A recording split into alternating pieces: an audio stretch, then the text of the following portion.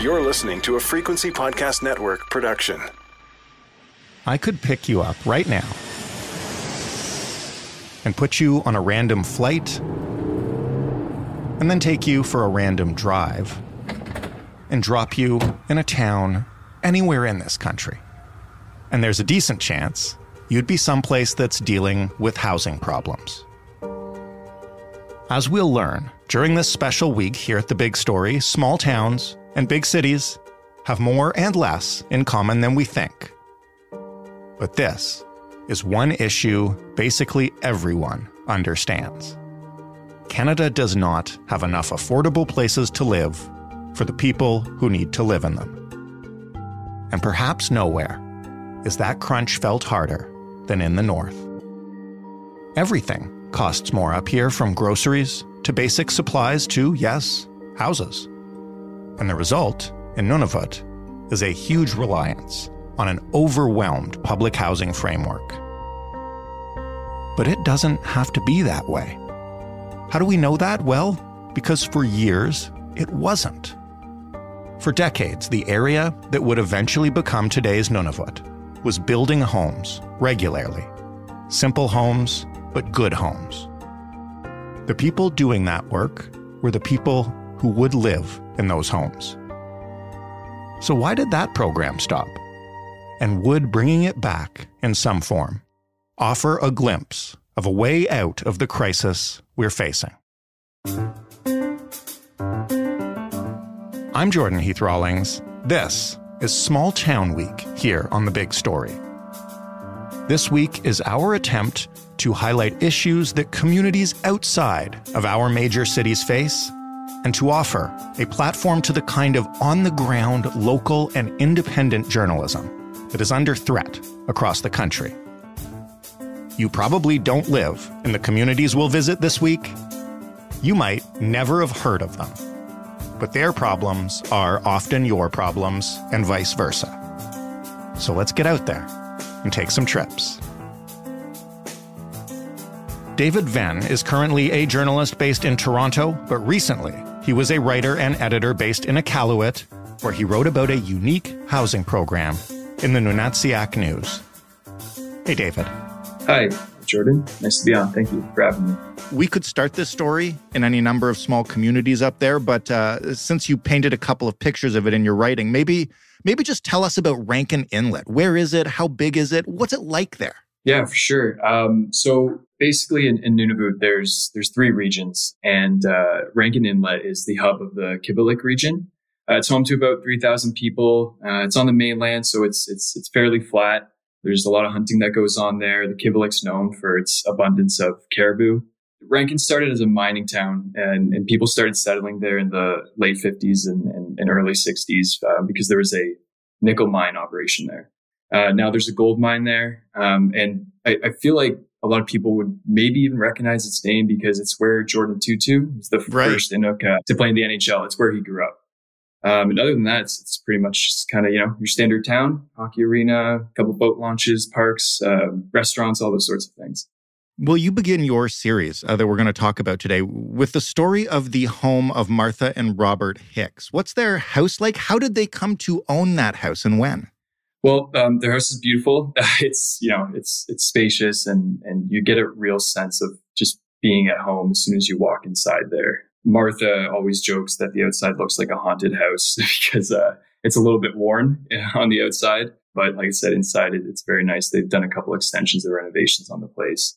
They came to own it in I think 87. They were living in public housing for about 15 years together. They had a few children. They had good jobs and everything, and they had a solid income, but they couldn't get out of public housing because there wasn't enough affordable housing or private housing available. So they applied to this thing called the Homeownership Assistance Program, and they got the materials sent to them on a lot, and they built the house themselves and moved in September 1989. That's so cool. What is the Homeownership Assistance Project? Where did the idea for the program come from? Why was it created? It's known as HAP for starters. I'll call it that just to shorten up the name a little bit. So HAP was basically a program that the government of the Northwest Territories Housing Corporation ran between like 1983 and 1992. Some of the documents kind of have some different dates thrown around. Basically just traded home ownership for sweat equity. So clients could apply for the program. There was just a number of criteria you had to hit. You had to be, over 19 years old.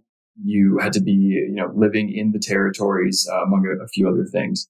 And you could apply for the program, get a plot of land from the hamlet, and 8 months later, the GNWT, the government of the Northwest Territories, would ship up a bundle of materials in time for the summer and early fall building season. And the clients would build their own home. They would often have some guidance from a supervisor or project coordinator. Friends and family would often help. And that home would just be theirs. The government they were giving residents a 5-year loan that would be forgiven. And if at any time the house was sold, you would have to pay off the balance of that loan. So you mentioned they would get some assistance or supervision, or friends and family would help. I am not a handy person at all. I imagine that living up there, you're probably a little more handsy and hands-on by nature, but how does it work practically in terms of the more complex parts of building a house? And here I'm not talking about, putting up the drywall or the walls, but talking about load-bearing stuff, electricity, plumbing, the kind of stuff that would probably baffle a lot of beginners. Yeah, for starters, I moved up there and I am not too good with my hands either. So it's funny that you mentioned that. I was definitely sitting there speaking with some of the people that I spoke with, and when they were telling me just the simplicity around, I built this house. Right. It was not a big deal for them. They were just like, yeah, I built the house. We could put the house up in a month or something. To me, that was kind of mind-boggling. The plumbing and electricity, the GNWT would actually hire an electrician to come around and do that part of it. Similarly, it would be this kind of same thing with plumbing, although I do believe that some people actually did their own plumbing. When I first moved up north, I kind of realized how useless I was in terms of surviving and being able to do some of those more practical things, because a lot of people up there were just able to build a home. They build lots of stuff with their hands. They've had to, Inuit have had to survive up there for a very long time. And they just kind of learned to adapt. And it was almost like a natural ability for some of them. As far as the structures of the homes went, they were, fairly simple. I wouldn't call them, glorified cabins, but they're not huge, monstrous homes with a lot going on. Right. They're kind of basic structures, and people, like I said, were just kind of able to build them. Now, that being said, there, of course, were some clients that didn't have previous building experience, and that tended to be an issue sometimes. But, often that was met with having friends and family come over. We're talking about small communities here where your next door neighbor is your brother and your cousin. And so everyone kind of pitched in a lending hand to help build these homes. You asked about how the program started. It's pretty interesting. I think it was in the 1970s. Around that time, the federal government had come to own most of the housing units in the Northwest Territories, which, by the way, at the time included Nunavut, up until April 1997. Right. Basically, since the government owned all this housing, the government wanted to find ways, the territorial government, to start increasing private ownership over homes, but they didn't know how to get it done. And there was a group of people who basically beneath the tree line started chopping up trees and milling them and building their own homes out of it. And so the government looked at that and thought, well, if these people are chopping up the trees themselves and building their own homes, what happens if we can just package materials and send it to people and have them build it all themselves? And so that was kind of formalized into what we now called HAP a few years later. How widespread was it? And, do we have any idea now how many homes exist because of it that were completed? According to some government documents, there were just over 1,000 HAP houses built in the decade, spanning 1983 to 1992. And it was throughout all the Northwest Territories, as I said, included Nunavut at the time. Right. And so that's pretty far. That's over 50 communities between them. And obviously some got some more, some got less. But when I was walking around Rankin Inlet, they were almost like cul-de-sacs, just filled with HAP houses of people who passed them on from one generation to the next, or who ended up selling them once they couldn't afford the bills anymore. Once you talk to anybody, you could drive around town, they'll just start pointing to all the HAP houses. No, that's a HAP house. That's a HAP house. It's in the minds of so many people in the community. As we consider programs like this as potential solutions or partial solutions to housing crises around the country, the first question I know that will come up is cost. This sounds really expensive. You mentioned that previous to HAP, the government owned most of the housing. How did the cost of the HAP program compare to creating more public housing or housing more people that way? So in 2022, NHC spent $161 million to build 175 public housing units. And that's, roughly $923,000 each, which is a lot of money. We're talking like apartment style units here, multiplexes, that sort of thing. And beyond that, it spends a ton of money, obviously, on maintenance and utilities and other expenses. It was $224 million in 2022. And the corporation really doesn't get that much back in rent payments. Last year, they got $17 million back. So that's just 7.8% of the maintenance and utility costs. And then you look on the flip side, the government spent $75 million in total on HAP. And each house cost about $70,000. But adjusted for inflation, that's $130,000, today. That's just a huge difference. I mean, $130,000 for a house compared to roughly $923,000 for a house. And to be fair, that doesn't include how the price of materials in a post-COVID world. So that would be an added expense, but we're still talking, a huge discrepancy between those two numbers. And I think one glaring point in all this is that if HAP were to come back, the money that would be saved on trying to promote home ownership, it would just be astronomical. You could that money that you would save could then go towards more public housing units, which the territory needs anyways. And it's a way to basically offload people into public housing that are very much so suited and would love to be in their own house. It's just there's no option available for that to happen. We've been speaking about this program in the past tense, and you just mentioned if HAP were to come back. What happened to it? If it's such a good program and so popular and, the money makes sense, why isn't it still around? I asked so many people this when I was doing all the interviews for the series, and no one really knew why. Everyone was just like, well, it just kind of disappeared one day. I later learned that the government's point of view on it was that there weren't enough people to build the homes anymore. What we were talking about at the beginning of the interview, Jordan, with people being able to build the homes. Apparently that just kind of ran out. And, people didn't have the skills necessary. The government was growing increasingly frustrated with the skills that people had or lack thereof to build these homes.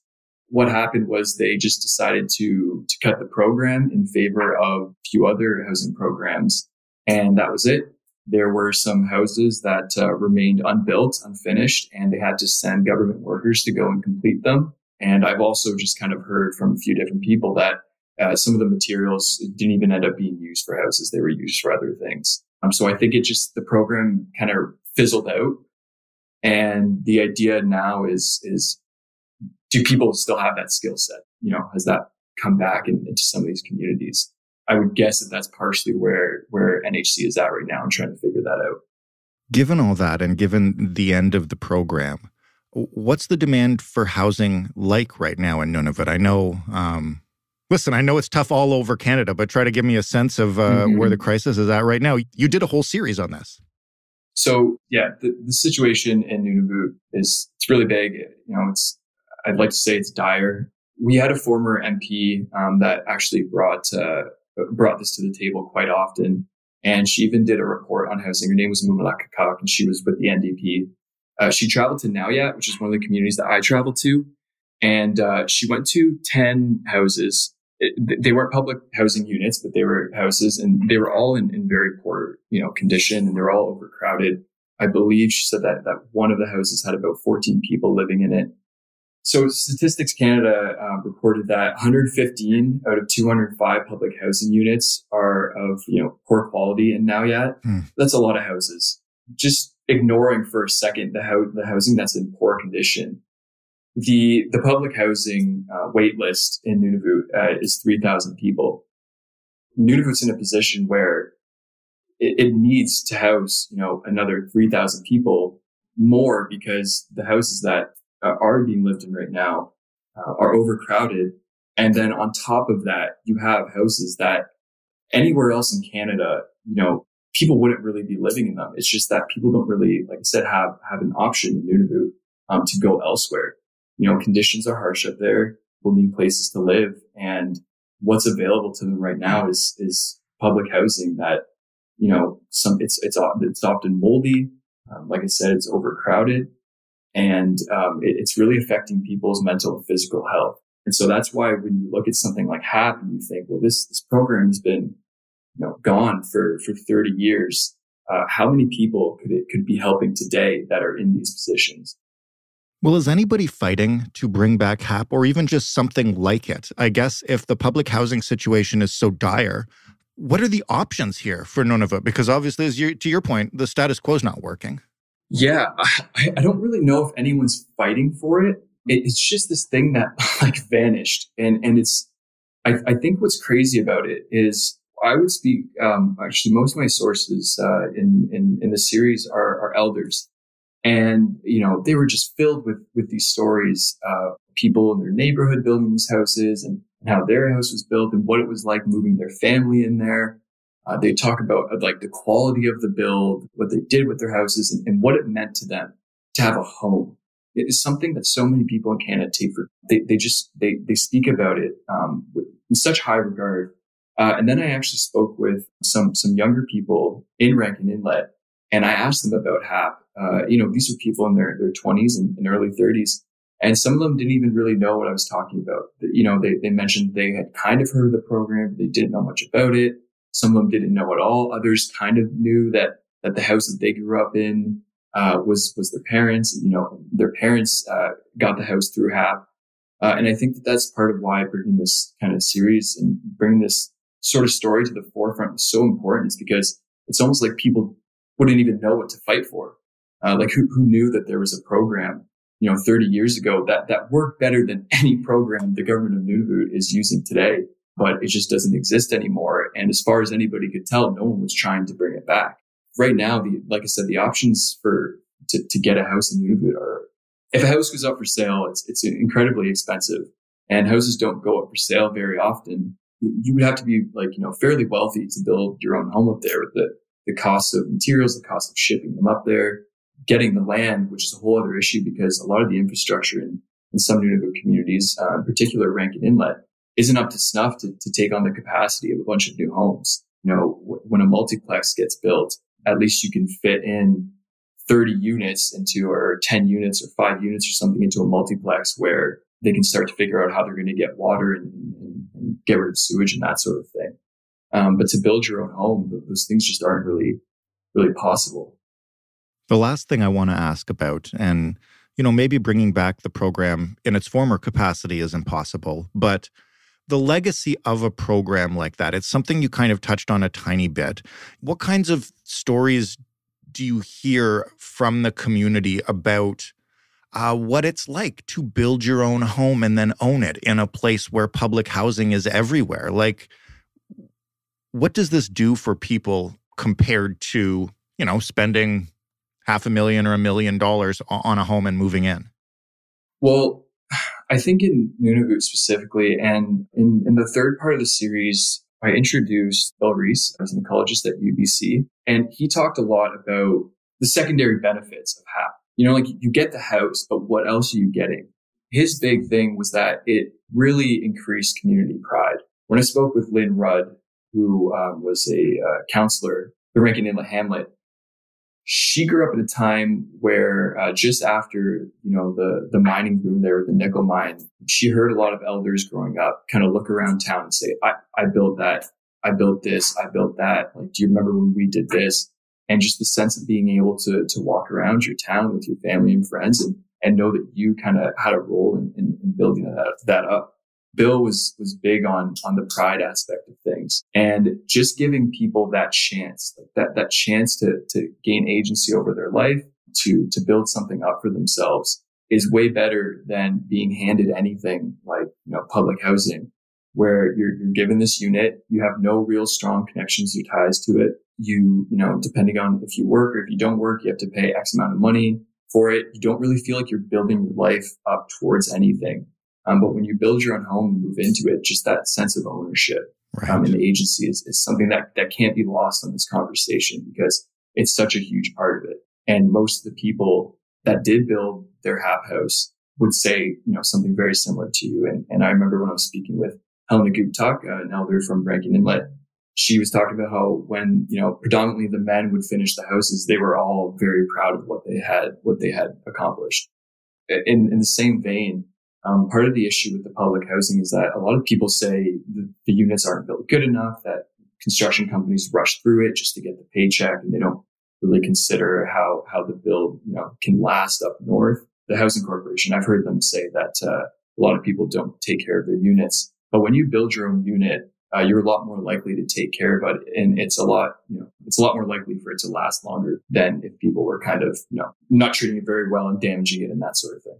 The government of Nunavut has a program right now that they've kind of put out the framework for it. It's called Nunavut 3000. The goal is to have 3,000 units built in Nunavut by 2030. Now, they've gotten a lot of great press for it because it's you know, it sounds like this just great, fantastic plan. There's a lot of skepticism on if they're going to be able to get it done or not. But in that plan, they've said that they're going to try to bring back a version of HAP. It's their goal. They know how popular the program is. They think that they might be able to do it in some capacity, but they haven't done all the studies on exactly how it will be done yet. So it's a loose promise. So by 2030, hopefully, if we're talking about this again, you know, we'll have some different ways to describe the Nunavut housing situation, because hopefully there will be a lot more affordable houses. There'll be some, you know, market price houses, some transitional homes, and ultimately maybe HAP will be a part of that. It'll be fascinating to watch, and it's great to talk about the housing crisis in a way that can focus on solutions. So thank you, David. Of course. Thanks, Jordan. David Venn, writing in the Nunatsiaq News. That was The Big Story, Episode 1 of Small Town Week. I hope you'll stick with us as we visit towns across the country and find some truly unique stories and solutions. You can find every Big Story episode at thebigstorypodcast.ca. You can always talk to us on Twitter at TheBigStoryFPN. You can always write to us. The address is hello@thebigstorypodcast.ca, and you can call us 416-935-5935 and leave us a voicemail. The Big Story is in every podcast player. If it lets you, please rate and review and tell your friends. Thanks for listening. I'm Jordan Heath Rawlings. We'll talk tomorrow.